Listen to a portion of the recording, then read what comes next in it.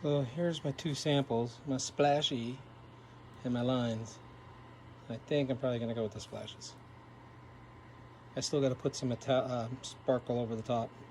So I've got a little sparkle on it now. This is, like I said, just I don't care about the runs or anything in this thing right now. I was just doing color samples. So those are my choices. Okay, I tried this color combination. The orange was coming out really pink. So I tried this, and I'm gonna go over it. So this is my first. I got some light blue and some yellow. So we're gonna see what this. I put a little purple over the top, and it's because the purple's kind of see-through, and then I'll metallic flake it. We'll see how it comes like. Okay, here's how I started out. So I got the white. Then I put a couple coats of this purple on. It's a flat purple because my color shift, and the guy likes to use either a silver or a black base, but I went with this as my base color. Worked out good. This stuff really went on nice and smooth, and it's easier to paint over flats. So this was my first. I did 2 coats of this. I didn't even worry about the coverage too much because my second coat, I did 2 coats of this purple, and this is a really good purple anodized. So that was my main color.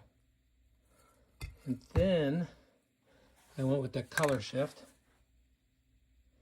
and I put this on pretty light. This covers pretty fast and dries pretty good. So I used the color shift. And then for my stripes, what I did was I used these 3 colors here.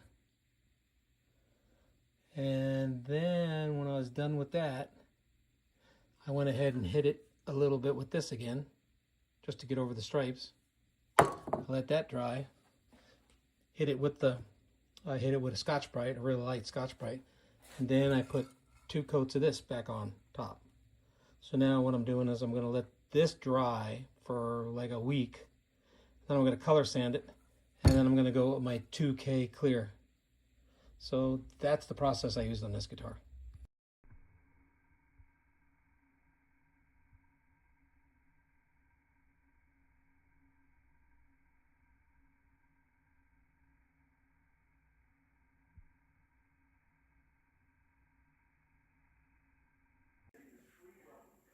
Okay, I got the first coat of purple on there. So, and the good thing is I try to use flat colors in the beginning because I'm going to clear it anyway. And flats, they seem to stick better to flats because when you use a gloss, you got to knock the gloss off. So anyway, we'll give this a couple coats of this. I got a couple different purples going on this. And then my accent stripes, and then purple over the top, and then clear. Okay, this color is coming out pretty good. And now I'm gonna lay out the stripes on it. This is a duplicate purple.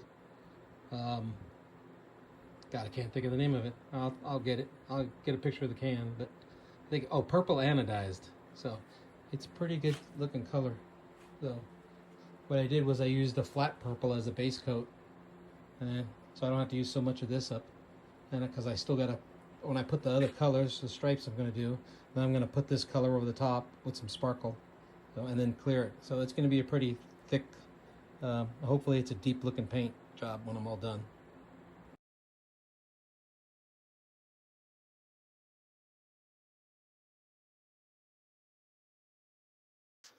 Okay, I got my pattern taped on top of my guitar. So she's ready to shoot my stripes. So these should blend in underneath all the purple I'll put on top. So we'll go for this. So there's my pattern. So you can kind of tell what I did. I used the tape to block off, so I stopped and started the things, and plus it held it down on my guitar when I was painting it. But you can kind of tell, you can see I said orange, a little bit of white. I first kind of shot it with the blue, and then I kind of went over it.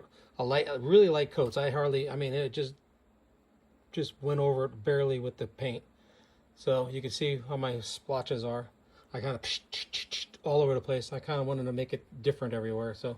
And what I did was I taped out the guitar edge and I laid it out so it didn't go over the edges of it and anything. But that was my pattern I used. So,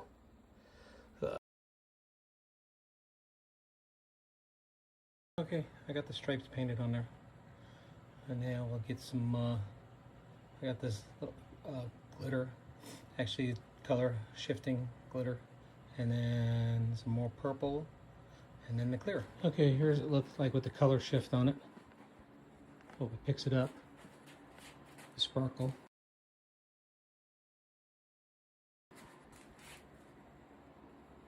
So that's that on that. So I'm going to go over it with another coat of purple here. Let this dry for a bit, and I'm going to go over it with the purple. I'm going to try to bury these lines a little bit. Okay, it's drying out back after, but it came out pretty good. I'll color sand this in a few days, and then I can clear coat this thing. So I'm going to give it a little bit of time. I had a little bit of checking up in the paint there, but I can get rid of that with a little color sanding. I kind of rushed my other paint. So anyway, when I tried it on my sample, it didn't do that, but I got it in one spot here today, so I can fix that pretty easy. So we'll go from there.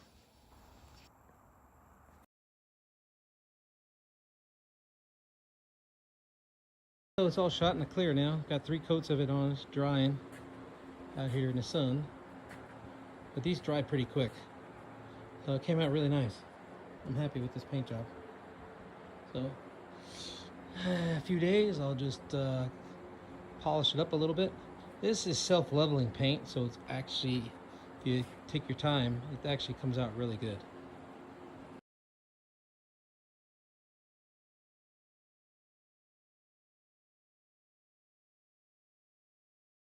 So I'm going to polish this out, but the paint, I mean, it's really smooth. The 2K came out really good. So the only spot I got, let me flip this guy over here. When I set it in the house that night to dry, you can see there's a couple spots because I set it on a cloth, but the cloth dug into it a little bit. But it's cold out here at night, so I couldn't leave it out here. So I only got that spot. Otherwise, everything else came out really good. So I'm just going to polish out the back a little bit. Just going to use a little bit of that with this guy, and it should be all good. Okay, hit the top and the bottom both. I got that one spot, which I'm just gonna go ahead and leave. I mean, you can barely see it, but there's a little spot at the bottom there. I'll probably let this harden up a little more, maybe try it some other day, but I can't get it all out, and I'm not gonna go through the clear because I'm gonna have to clear it again. So this looks pretty good.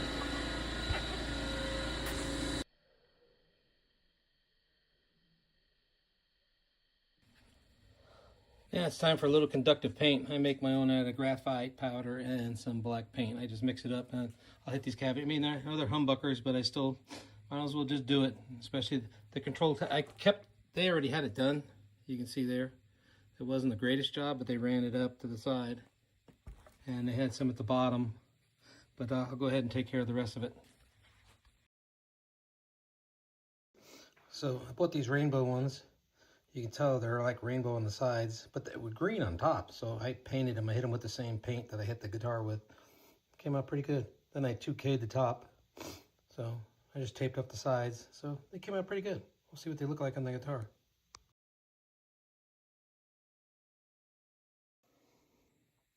Okay, getting this thing back together. I went with the, it's kind of hard to tell in this light, but I went with the rainbow color. It's kind of got a little purple silver to it. Same as the tuners up here. And if you turn them like this, you can see that. So just a little color difference.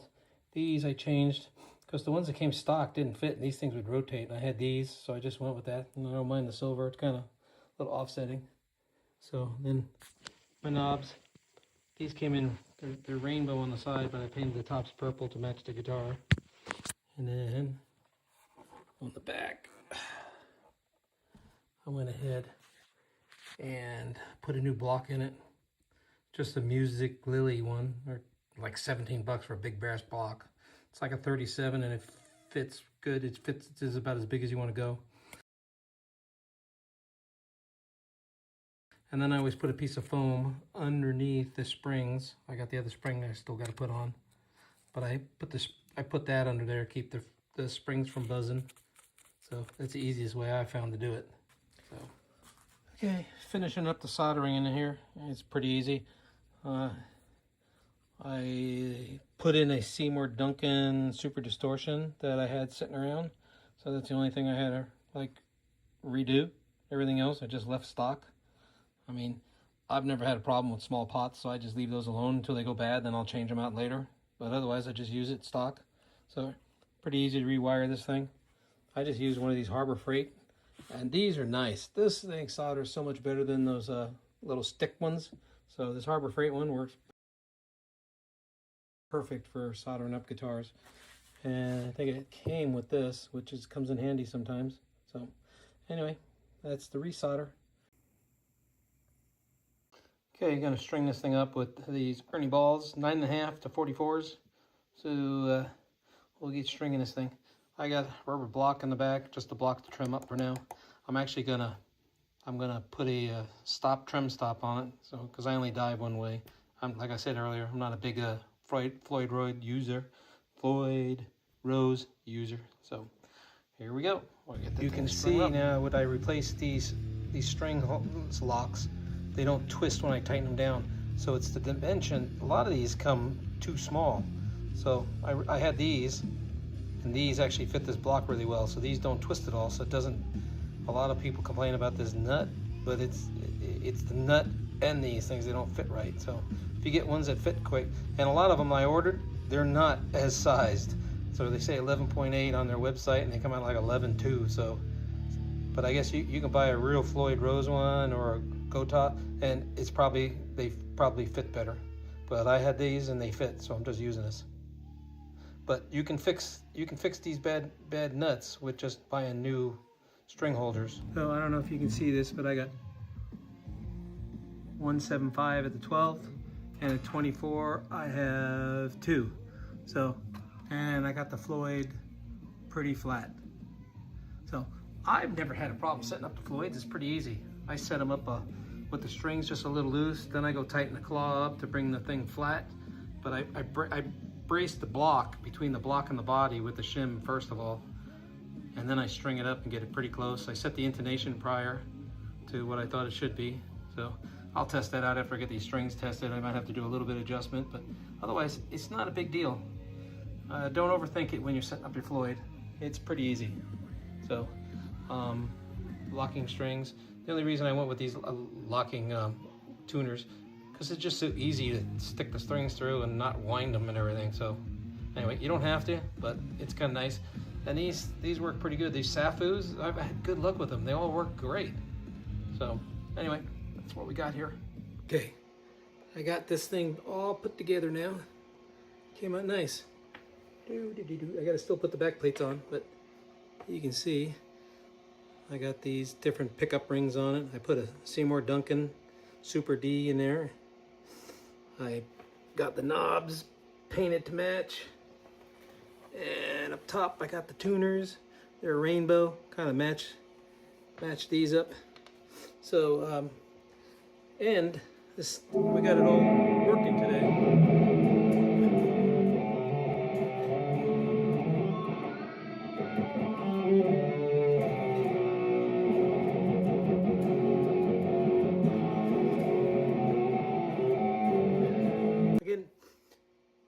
Color came out good. It's blended in. It's kind of like, I wanted this to be a kind of what do you call it, ghost stripes in that thing.